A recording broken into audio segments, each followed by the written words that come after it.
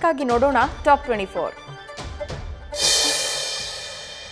ಇವತ್ತು ಸಿಎಂ ಬಸವರಾಜ ಬೊಮ್ಮಾಯಿ ದೆಹಲಿಗೆ ಪ್ರಯಾಣವನ್ನ ಬೆಳೆಸಿದ್ದಾರೆ. ಹೈಕಮಾಂಡ್ ನಾಯಕರ ಭೇಟಿಗಾಗಿ ಸಿಎಂ ದಿಲ್ಲಿಯತ್ತ ಮುಖ ಮಾಡಿದ್ದಾರೆ. ಕೆಂಪೇಗೌಡ ಅಂತಾರಾಷ್ಟ್ರೀಯ ವಿಮಾನ ನಿಲ್ದಾಣದಿಂದ ದೆಹಲಿಗೆ ತೆರಳಿ ಕೇಂದ್ರದ ಸಚಿವರನ್ನ ಭೇಟಿ ಮಾಡಿ ಪ್ರಸಕ್ತ ರಾಜಕೀಯ ವಿದ್ಯಮಾನಗಳ ಬಗ್ಗೆ ಚರ್ಚೆಯನ್ನ ಮಾಡ್ತಾರೆ. ಜೊತೆಗೆ ಹೈಕಮಾಂಡ್ ನಾಯಕರ ಬಳಿ ಸಂಪುಟ ವಿಸ್ತರಣೆ ಬಗ್ಗೆ ಮಾತನಾಡಿದ್ದಾರೆ. ಅಲ್ಲದೆ ರಾಜ್ಯಕ್ಕೆ ಕೇಂದ್ರ ಸರ್ಕಾರದಿಂದ ಬರಬೇಕಾಗಿರೋ ಅನುದಾನದ ಬಗ್ಗೆ ಕೂಡ ಪ್ರಸ್ತಾಪ ಮಾಡ್ತಾರೆ ಅನ್ನೋ ಮಾಹಿತಿ ಇದೆ. ಈ ಎಲ್ಲರ ಭೇಟಿ ಮುಗಿದ ಬಳಿಕ ಸಂಜೆ ಸಿಲಿಕಾನ್ ಸಿಟಿ ಬೆಂಗಳೂರಿಗೆ ವಾಪಸ್ ಆಗಲಿದ್ದಾರೆ.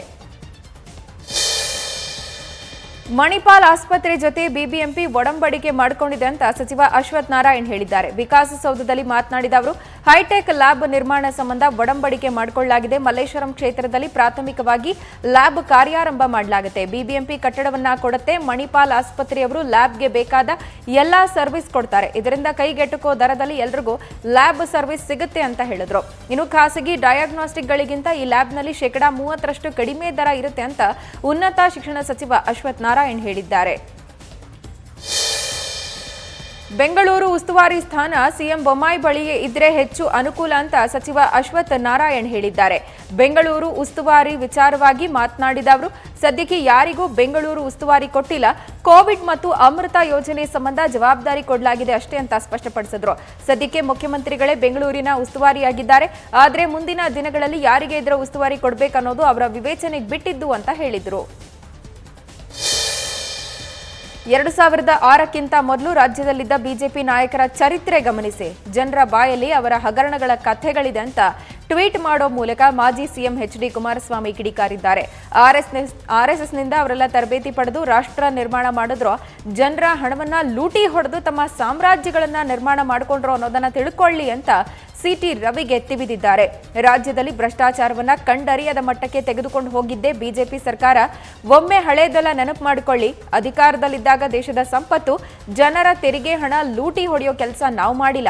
ನಮ್ಮ ಕುಟುಂಬ ರಾಜ್ಯದ ಲಕ್ಷಾಂತರ ಕುಟುಂಬಕ್ಕೆ ಆಸರಿಯಾಗಿ ಅವರ ಮನೆಗಳ ಬೆಳಕಾಗಿದೆ ಅಂತ ಕುಮಾರಸ್ವಾಮಿ ಟಾಂಗ್ ಕೊಟ್ರು. ನೂತನ ವಿಜಯನಗರ ಜಿಲ್ಲೆಯಲ್ಲಿ ಕಲುಷಿತ ನೀರು ಸೇವನೆ ಮಾಡಿ 6 ಜನರ ಸಾವಾಗಿರೋ ಪ್ರಕರಣಕ್ಕೆ ಸಂಬಂಧಪಟ್ಟ ಹಾಗೆ ಮೃತರ ಕುಟುಂಬದ ಸದಸ್ಯರನ್ನ ಐಎಎಸ್ ಅಧಿಕಾರಿ ಮನೀಶ್ ಮೌದ್ಗಿಲ್ ಭೇಟಿಯಾಗಿದ್ದಾರೆ. ಮೌದ್ಗಿಲ್ಗೆ ವಿಜಯನಗರ ಜಿಲ್ಲಾಧಿಕಾರಿ ಅನಿರುದ್ಧ ಶ್ರವಣ್, ಎಸ್ಪಿ ಡಾಕ್ಟರ್ ಅರುಣ್ ಸಾಥ್ ಕೊಟ್ಟಿದ್ದಾರೆ. ಮೃತರ ಕುಟುಂಬ ಸದಸ್ಯರಾದ ಲಕ್ಷ್ಮಮ್ಮ, ಹಾವನೂರು ಬಸಮ್ಮ, ಬೆಳವಿಗಿ ನೀಲಮ್ಮ ಇನ್ನಿತರ ಕುಟುಂಬದ ಸದಸ್ಯರ ಯೋಗಕ್ಷೇಮ ವಿಚಾರಿಸಿದ್ರು. ಜೊತೆಗೆ ಘಟನೆಗೆ ಸಂಬಂಧಪಟ್ಟ ಹಾಗೆ ಮೃತ ಕುಟುಂಬ ಸದಸ್ಯರ ಜೊತೆ ಮೌದ್ಗಿಲ್ ಮಾಹಿತಿಯನ್ನ ಸಂಗ್ರಹಿಸಿದ್ರು. ಇನ್ನು ಸಂಪೂರ್ಣ ಮಾಹಿತಿ ಕಲೆ ಹಾಕಿರುವಂತಹ ಅವರು ಸಮಗ್ರ ವರದಿಯನ್ನ ಸರ್ಕಾರಕ್ಕೆ ಸಲ್ಲಿಸಲಿದ್ದಾರೆ. ರಾಮನಗರ ಜಿಲ್ಲೆ ಚನ್ನಪಟ್ಟಣ ತಾಲೂಕಿನ ಮುಕುಂದ ಗ್ರಾಮದಲ್ಲಿ 4ನೇ ಶತಮಾನದ ಐತಿಹಾಸಿಕ ದಾಖಲೆಗಳು ಪತ್ತೆಯಾಗಿದೆ. ಸಾಮಾನ್ಯವಾಗಿ 4ರಿಂದ 10ನೇ ಶತಮಾನದ ಅವಧಿಯಲ್ಲಿ ಚನ್ನಪಟ್ಟಣದಲ್ಲಿ ಚೋಳರು, ಹೊಯ್ಸಳರು, ಗಂಗರು ಸೇರಿದಂತೆ ಹಲವು ರಾಜ ಮನೆತನಗಳು ಆಳ್ವಿಕೆ ನಡೆಸಿದೆ. ಆದರೆ ಐತಿಹಾಸಿಕ ವಸ್ತುಗಳನ್ನು ರಕ್ಷಿಸುವಲ್ಲಿ ಪ್ರಾಚ್ಯ ವಸ್ತು ಸಂರಕ್ಷಣಾ ಇಲಾಖೆ ವಿಫಲವಾಗಿದೆ. ಗ್ರಾಮದಲ್ಲಿ ಗಂಗರ ವೈಭವ, ಸಾಹಸ ಕುರಿತ ಹಲವು ವೀರಗಲ್ಲುಗಳು, ಸ್ಮಾರಕಗಳು ದೊರೆತಿದೆ. ಇನ್ನಾದರೂ ಸರ್ಕಾರ ಅಪರೂಪದ ಪ್ರಾಚೀನ ಸ್ಮಾರಕಗಳನ್ನು ಗುರುತಿಸಿ ಉಳಿಸಬೇಕು. ಈ ಮೂಲಕ ಸಂಶೋಧನಾ ವಿದ್ಯಾರ್ಥಿಗಳಿಗೆ ಅಧ್ಯಯನ ಕೇಂದ್ರಗಳಾಗಿ ಪರಿವರ್ತನೆ ಮಾಡಿದ್ರೆ ಸ್ಮಾರಕಗಳ ರಕ್ಷಣೆ ಜೊತೆಗೆ ಪ್ರಾಯೋಗಿಕ ಜ್ಞಾನದ ಅರಿವು ಕೂಡ ಸಾಧ್ಯ ಆಗುತ್ತೆ ಅಂತ ತಜ್ಞರು ಹೇಳಿದ್ದಾರೆ. ಕಾಲೇಜುಗಳಲ್ಲಿ ಕನ್ನಡ ಕಲಿಕೆ ಕಡ್ಡಾಯ ಅನ್ನೋ ವಿಚಾರವಾಗಿ ಸಂಸ್ಕೃತ ಭಾರತಿ ಕರ್ನಾಟಕ ಟ್ರಸ್ಟ್ ಪಿಐಎಲ್ ಅರ್ಜಿಯನ್ನು ಸಲ್ಲಿಕೆ ಮಾಡಿದೆ. ಪದವಿ ತರಗತಿಗಳಲ್ಲಿ ಕಡ್ಡಾಯ ಮಾಡಿದ್ರೆ ವಿದ್ಯಾರ್ಥಿಗಳಿಗೆ ತೊಂದರೆ ಆಗುತ್ತೆ. ಸರ್ಕಾರದ ಅಧಿಸೂಚನೆ ರಾಷ್ಟ್ರೀಯ ಶಿಕ್ಷಣ ನೀತಿಗೆ ವಿರುದ್ಧವಾಗಿದೆ.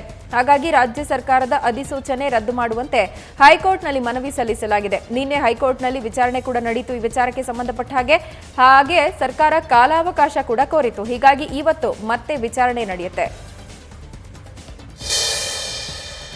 ಡೆನ್ಮಾರ್ಕ್ ಪ್ರಧಾನಮಂತ್ರಿ ಮೆಟೆ ಫ್ರೆಡ್ರಿಕ್ಸನ್ ನಾಳೆಯಿಂದ ಅಕ್ಟೋಬರ್ 11ರ ತನಕ 3 ದಿನ ಭಾರತಕ್ಕೆ ಅಧಿಕೃತವಾಗಿ ಭೇಟಿ ಕೊಡುತ್ತಿದ್ದಾರೆ. ಫ್ರೆಡ್ರಿಕ್ಸನ್ ರಾಷ್ಟ್ರಪತಿ ರಾಮನಾಥ್ ಕೋವಿಂದ್ ಅವರನ್ನ ಭೇಟಿಯಾಗಲಿದ್ದು ನಂತರ ಪ್ರಧಾನಿ ಮೋದಿ ಅವರ ಜೊತೆ ದ್ವಿಪಕ್ಷೀಯ ಮಾತುಕತೆ ನಡೆಸುತ್ತಾರೆ. ಈ ಸಂದರ್ಭದಲ್ಲಿ ಕಳೆದ ವರ್ಷ ಉಭಯ ದೇಶಗಳು ಸ್ಥಾಪನೆ ಮಾಡಿದ್ದ ಗ್ರೀನ್ ಸ್ಟ್ರಾಟಜಿಕ್ ಪಾಲುದಾರಿಕೆ ಅನುಷ್ಠಾನದ ಪ್ರಗತಿ ಕುರಿತು ಪರಿಶೀಲನೆ ಮಾಡುತ್ತಾರೆ. ಭಾರತ ಭೇಟಿಯ ಸಂದರ್ಭ ವಿದ್ಯಾರ್ಥಿಗಳು ಮತ್ತು ವಿದೇಶಾಂಗ ಅಧಿಕಾರಿಗಳ ಜೊತೆ ಸಂವಾದ ನಡೆಸುತ್ತಾರೆ ಅಂತ ವಿದೇಶಾಂಗ ವ್ಯವಹಾರಗಳ ಸಚಿವಾಲಯದ ಮೂಲಗಳು ಮಾಹಿತಿ ನೀಡಿದೆ.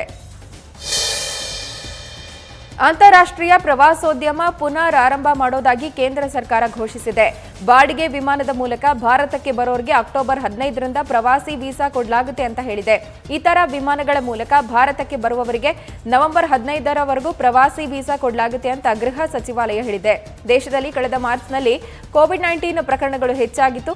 ಈ ಕಾರಣದಿಂದ ವಿದೇಶಿ ಪ್ರವಾಸಿಗರ ಭೇಟಿಗೆ ಅವಕಾಶ ನಿರಾಕರಿಸಲಾಗಿತ್ತು. ಇದೀಗ ಪ್ರವಾಸೋದ್ಯಮಕ್ಕೆ ಪುನಶ್ಚೇತನ ನೀಡೋದಕ್ಕೆ ಸರ್ಕಾರ ಮುಂದಾಗಿದೆ.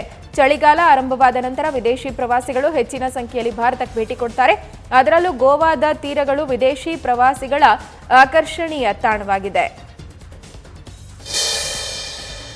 ಉತ್ತರ ಪ್ರದೇಶದ ಲಖೀಂಪುರ್ ಹಿಂಸಾಚಾರ ಪ್ರಕರಣ ಸಂಬಂಧ ಆರೋಪಿ ಕೇಂದ್ರ ಗೃಹ ಖಾತೆ ರಾಜ್ಯ ಸಚಿವ ಅಜಯ್ ಕುಮಾರ್ ಮಿಶ್ರಾ ಪುತ್ರ ಆಶಿಷ್ ಮಿಶ್ರಾಗೆ ಪೊಲೀಸರು ಸಮನ್ಸ್ ಜಾರಿ ಮಾಡಿದ್ದಾರೆ. ಅದರನ್ವಯ ಇವತ್ತು ಆಶಿಷ್ ಮಿಶ್ರಾ ವಿಚಾರಣೆಗೆ ಹಾಜರಾಗುವ ಸಾಧ್ಯತೆ ಇದೆ. ಹಿಂಸಾಚಾರ ಘಟನೆ ಸಂಬಂಧ ಇಬ್ಬರು ಆರೋಪಿಗಳನ್ನು ಈಗಾಗಲೇ ಅರೆಸ್ಟ್ ಮಾಡಲಾಗಿದೆ. ಡ್ರಗ್ಸ್ ಪ್ರಕರಣಕ್ಕೆ ಸಂಬಂಧಪಟ್ಟ ಹಾಗೆ ಶಾರುಖ್ ಖಾನ್ ಪುತ್ರ ಆರ್ಯನ್ ಖಾನ್ ಬೆಂಬಲಿಸಿ ನಟ ಹೃತಿಕ್ ರೋಷನ್ ಸಾಮಾಜಿಕ ಜಾಲತಾಣದಲ್ಲಿ ಭಾವನಾತ್ಮಕ ಪತ್ರ ಬರೆದಿದ್ದಾರೆ. ಈ ಬಗ್ಗೆ ತಮ್ಮ ಇನ್ಸ್ಟಾಗ್ರಾಂ ಖಾತೆಯಲ್ಲಿ ಬರೆದುಕೊಂಡಿರೋ ಹೃತಿಕ್ ರೋಷನ್, ನೀನು ಸಣ್ಣ ಮಗುವಾಗಿದ್ದಾಗ್ಲಿಂದಾನೂ ನನಗೆ ಗೊತ್ತು, ಒಬ್ಬ ಯುವಕನಾದಾಗ್ಲೂ ನನಗೆ ಗೊತ್ತು, ನೀನು ಅನುಭವಿಸ್ತಾ ಇರೋದನ್ನೆಲ್ಲ ಸ್ವೀಕರಿಸು. ಇವುಗಳೆಲ್ಲವೂ ನಿನಗೊಂದು ಉಡುಗೊರೆ ಮಾತ್ರ. ಯಾವತ್ತು ನೀನು ಜೀವನದ ಚುಕ್ಕಿಗಳನ್ನ ಜೋಡಿಸ್ತೀಯೋ ಆವತ್ತು ಇದೆಲ್ಲವೂ ಕೆಲಸಕ್ಕೆ ಬರುತ್ತೆ ಅಂತ ಬರೆದಿದ್ದಾರೆ. ನಿನ್ನದೆಲ್ಲವನ್ನು ನಿಂದಾಗಿಯೇ ಸ್ವೀಕರಿಸಿಕೋ, ಬೆಳಕಿನ ಮೇಲೆ ವಿಶ್ವಾಸ ಇಡು, ಅದು ಯಾವತ್ತೂ ಇದ್ದೇ ಇರುತ್ತೆ. ಈ ಕ್ಷಣಗಳೆಲ್ಲವೂ ನಿನ್ನ ನಾಳೆಗಳನ್ನ ಸೃಷ್ಟಿ ಮಾಡುತ್ತೆ. ನಾಳೆಗಳು ಖಂಡಿತವಾಗಿಯೂ ಪ್ರಕಾಶಮಾನವಾಗಿರುತ್ತೆ. ಲವ್ ಯು ಮ್ಯಾನ್ ಅಂತ ಹೃತಿಕ್ ಬರೆದುಕೊಂಡಿದ್ದಾರೆ. ಸದ್ಯ ಹಲವರು ಈ ಪೋಸ್ಟ್ಗೆ ಪರ ವಿರೋಧ ಅಭಿಪ್ರಾಯಗಳನ್ನ ವ್ಯಕ್ತಪಡಿಸುತ್ತಿದ್ದಾರೆ. ನಿನ್ನೆ ಛತ್ತೀಸ್ಗಢದಲ್ಲಿ ಸಿಎಂ ಭೂಪೇಶ್ ಬಘೇಲ್ ಕೌಶಲ್ಯ ದೇವಸ್ಥಾನವನ್ನ ಉದ್ಘಾಟನೆ ಮಾಡಿದ್ರು. ಕಾರ್ಯಕ್ರಮಕ್ಕೆ ಬಿಜೆಪಿ ಹಿರಿಯ ನಾಯಕರು ಆಗಮಿಸಿದ್ರು. ಇದೇ ಸಂದರ್ಭ ದೇವಸ್ಥಾನದಲ್ಲಿ ರಸಮಂಜರಿ ಕಾರ್ಯಕ್ರಮ ಹಮ್ಮಿಕೊಳ್ಳಲಾಗಿತ್ತು. ಸಾಂಸ್ಕೃತಿಕ ವೇದಿಕೆಯಲ್ಲಿ ಖ್ಯಾತ ಗಾಯಕ ಶಂಕರ್ ಮಹಾದೇವನ್ ಕೂಡ ಉಪಸ್ಥಿತರಿದ್ದರು. ವೇದಿಕೆ ಮೇಲೆ ಶಂಕರ್ ಮಹಾದೇವನ್ ಹಾಡ್ತಿದ್ದ ಹಾಡಿಗೆ ಸಿಎಂ ಭೂಪೇಶ್ ಸಖತ್ ಸ್ಟೆಪ್ ಹಾಕಿದ್ದಾರೆ. ಅವರ ಸುತ್ತಮುತ್ತಲಿದ್ದ ಸಚಿವರು ಕೂಡ ಸಿಎಂ ಜೊತೆ ಭರ್ಜರಿ ಸ್ಟೆಪ್ ಹಾಕಿದ್ರು. ಇದೀಗ ಈ ವಿಡಿಯೋ ಎಲ್ಲೆಡೆ ಸಾಕಷ್ಟು ಸದ್ದು ಮಾಡ್ತಾ ಇದೆ. ಸಿಎಂ ಹಾಕಿದ ಹೆಜ್ಜೆಗೆ ನೆಟ್ಟಿಗರು ಫಿದಾ ಆಗಿದ್ದಾರೆ. ಪಶ್ಚಿಮ ಬಂಗಾಳದ ಬಿಜೆಪಿ ರಾಜ್ಯ ಕಾರ್ಯದರ್ಶಿ ಮತ್ತು ಬಿಧನ್ ನಗರ ಪಾಲಿಕೆಯ ಮಾಜಿ ಮೇಯರ್ ಸವ್ಯಾಸಾಚಿ ದತ್ತ ಮತ್ತೆ ಟಿಎಂಸಿ ಪಕ್ಷಕ್ಕೆ ಸೇರ್ಪಡೆಯಾಗಿದ್ದಾರೆ. 2 ವರ್ಷದ ಹಿಂದೆ ಸವ್ಯಾಸಾಚಿ ಟಿಎಂಸಿ ಬಿಟ್ಟು ಬಿಜೆಪಿಗೆ ಸೇರ್ಪಡೆಯಾಗಿದ್ರು. ಇದೀಗ ಮರಳಿ ಟಿಎಂಸಿ ಪಕ್ಷಕ್ಕೆ ವಾಪಸ್ ಆಗಿದ್ದಾರೆ. ಟಿಎಂಸಿ ಪ್ರಧಾನ ಕಾರ್ಯದರ್ಶಿ ಮತ್ತು ಸಂಪುಟ ಸಚಿವ ಪಾರ್ಥ ಚಟರ್ಜಿ ಮತ್ತು ಇತರ ಹಿರಿಯ ನಾಯಕರ ಸಮ್ಮುಖದಲ್ಲಿ ಸವ್ಯಾಸಾಚಿ ಟಿಎಂಸಿಗೆ ಸೇರ್ಪಡೆಯಾಗಿದ್ದಾರೆ. ಈ ಸಂದರ್ಭ ಮಾತನಾಡಿದ ಸವ್ಯಾಸಾಚಿ, ಬಿಜೆಪಿ ಎಲ್ಲೆಲ್ಲ ಅಧಿಕಾರದಲ್ಲಿದೆಯೋ ಅಲ್ಲೆಲ್ಲ ತಾಲಿಬಾನ್ ಮಾದರಿಯ ಸರ್ಕಾರ ನಡೆಸ್ತಾ ಇದೆ ಅಂತ ಹೇಳಿದ್ರು. ಸದ್ಯ ಸವ್ಯಾಸಾಚಿ ಮತ್ತೆ ಟಿಎಂಸಿಗೆ ಸೇರ್ಪಡೆಯಾಗಿರೋದು ಬಿಜೆಪಿಗೆ ಭಾರಿ ಮುಖಭಂಗವಾದಂತಾಗಿದೆ.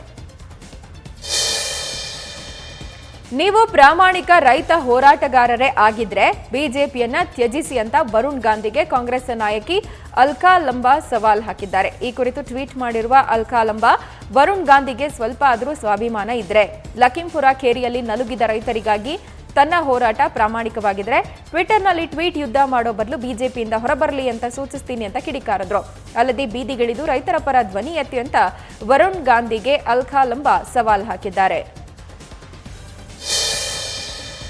ಸಂವಿಧಾನದ 370ನೇ ವಿಧಿ ಅಡಿಯಲ್ಲಿ ಕೊಟ್ಟಂತಹ ವಿಶೇಷ ಸ್ಥಾನಮಾನವನ್ನು 2019 ಆಗಸ್ಟ್ನಲ್ಲಿ ರದ್ದು ಮಾಡಿದ ಬಳಿಕ ಕಾಶ್ಮೀರ ಸಹಜ ಸ್ಥಿತಿಗೆ ಮರಳಿದೆ ಅಂತ ಕೇಂದ್ರ ಸರ್ಕಾರ ಹೇಳ್ತಾ ಇದೆ. ಆದರೆ ಕಾಶ್ಮೀರದಲ್ಲಿ ನಿರಂತರವಾಗಿ ನಾಗರಿಕರ ಹತ್ಯೆ ಆಗ್ತಾ ಇರೋದು ಬೇರೆಯದ್ದೇ ಚಿತ್ರಣ ಕೊಡ್ತಾ ಇದೆ.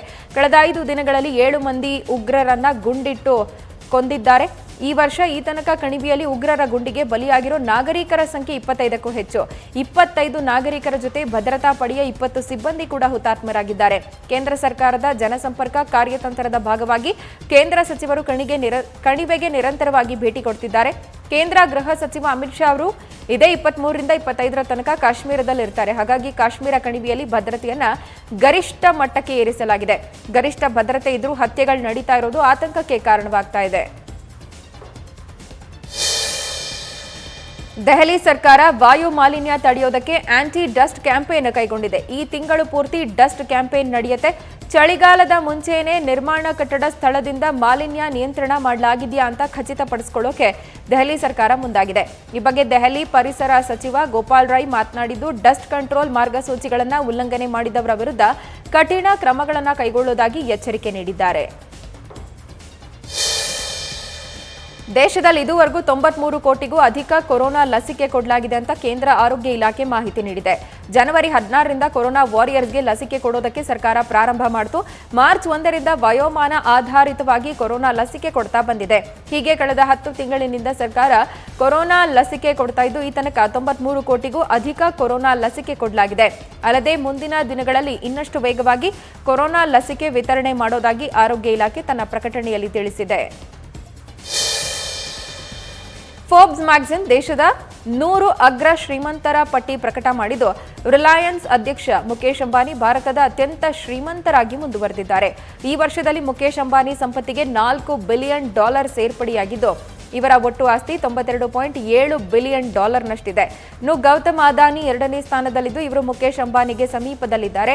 ಅವರ ಆಸ್ತಿಯ ಮೌಲ್ಯ $74.8 ಬಿಲಿಯನ್ ನಷ್ಟಿದ್ದು, ಮುಕೇಶ್ ಅಂಬಾನಿಗಿಂತ $17.9 ಬಿಲಿಯನ್ ನಷ್ಟು ಕಡಿಮೆ ಇದೆ.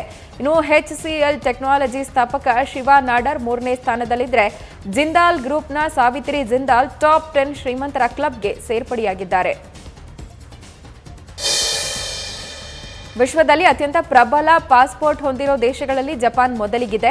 ಅಂತಾರಾಷ್ಟ್ರೀಯ ವಾಯು ಸಾರಿಗೆ ಸಂಸ್ಥೆಯಿಂದ ಪಡೆದ ಮಾಹಿತಿಗಳ ಆಧಾರದಲ್ಲಿ ಹೆನ್ಲಿ ಅಂಡ್ ಪಾರ್ಟ್ನರ್ಸ್ ಈ ಪಾಸ್ಪೋರ್ಟ್ ಸೂಚ್ಯಂಕ ಸಿದ್ಧಪಡಿಸಿದೆ. ಪ್ರತಿ ದೇಶಗಳ ಪಾಸ್ಪೋರ್ಟ್ ಹೊಂದಿರೋರು ಯಾವುದೇ ಪೂರ್ವ ವೀಸಾ ಇಲ್ಲದೆ ಎಷ್ಟು ದೇಶಗಳಿಗೆ ಭೇಟಿ ಕೊಡಬಹುದು ಅನ್ನೋ ಲೆಕ್ಕದ ಆಧಾರದಲ್ಲಿ ಈ ಸೂಚ್ಯಂಕ ರೂಪಿಸಲಾಗಿದೆ. ಕಳೆದ ವರ್ಷ 84ನೇ ಸ್ಥಾನದಲ್ಲಿದ್ದ ಭಾರತ ಈ ವರ್ಷ 90ನೇ ಸ್ಥಾನಕ್ಕೆ ಕುಸಿದಿದೆ. ಜರ್ಮನಿ ಮತ್ತು ದಕ್ಷಿಣ ಕೊರಿಯಾ 190 ಪಾಯಿಂಟ್ಸ್ನೊಂದಿಗೆ 2ನೇ ಸ್ಥಾನದಲ್ಲಿದ್ದರೆ, ಫಿನ್ಲೆಂಡ್, ಇಟಲಿ, ಲಕ್ಸೆಂಬರ್ಗ್ ಮತ್ತು ಸ್ಪೇನ್ ತಲಾ 189 ಪಾಯಿಂಟ್ಸ್ ಜೊತೆ 3ನೇ ಸ್ಥಾನದಲ್ಲಿದೆ. ವಿಶ್ವ ಕುಸ್ತಿ ಚಾಂಪಿಯನ್ಶಿಪ್ನಲ್ಲಿ ಬೆಳ್ಳಿ ಪದಕ ಗೆದ್ದ ಮೊದಲ ಭಾರತೀಯ ಮಹಿಳೆಯಾಗಿ ಅನ್ಶು ಮಲ್ಲಿಕ್ ಹೊರಹೊಮ್ಮಿದ್ದಾರೆ. ನಾರ್ವೆಯ ಓಸ್ಲೋದಲ್ಲಿ ನಡೆದ 57 ಕೆಜಿ ವಿಭಾಗದ ಫೈನಲ್ ಪ್ರವೇಶ ಮಾಡಿದ ಅನ್ಶು ಮಲ್ಲಿಕ್ 2016ರ Olympic champion Helen Louise Maroulis ವಿರುದ್ಧ ಸೋಲೋ ಮೂಲಕ ಬೆಳ್ಳಿ ಪದಕಕ್ಕೆ ತೃಪ್ತಿ ಪಟ್ಕೊಂಡಿದ್ದಾರೆ. ವಿಶ್ವ ಚಾಂಪಿಯನ್ಶಿಪ್ನಲ್ಲಿ ಭಾರತದ ಮೊದಲ ಮಹಿಳಾ ಫೈನಲಿಸ್ಟ್ ಆದ ನಂತರ ನಡೆದ ಪಂದ್ಯದಲ್ಲಿ 19ರ ಹರೆಯದ ಯುವತಿ ಮೊದಲಿಗೆ ಆಕ್ರಮಣಕಾರಿ ಶೈಲಿಯಲ್ಲಿ ಆಟ ಆಡಿದ್ರು. ಆರಂಭದಲ್ಲಿ 1-0 ಅಂತರದಲ್ಲಿ ಮುನ್ನಡೆ ಸಾಧಿಸಿದ್ರು. ಆದರೆ ಸೆಕೆಂಡ್ನಲ್ಲಿ ಪಂದ್ಯ ನಾಟಕೀಯ ಶೈಲಿಯಲ್ಲಿ ಬದಲಾಯಿತು.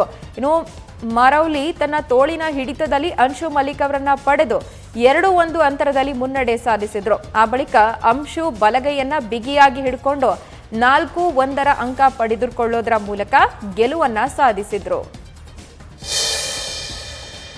ಇಂಗ್ಲೆಂಡ್ ಆಲ್ರೌಂಡರ್ ಸ್ಯಾಮ್ ಕರನ್ ಐಪಿಎಲ್ನ ಚೆನ್ನೈ ಸೂಪರ್ ಕಿಂಗ್ಸ್ ತಂಡದಿಂದ ಹೊರಬಿದ್ದಿದ್ದು, ಅವರ ಜಾಗಕ್ಕೆ ಸ್ಟಾರ್ ಆಲ್ರೌಂಡರ್ ಡೊಮಿನಿಕ್ ಡ್ರಾಕ್ಸ್ ಸೇರ್ಪಡೆಯಾಗಿದ್ದಾರೆ.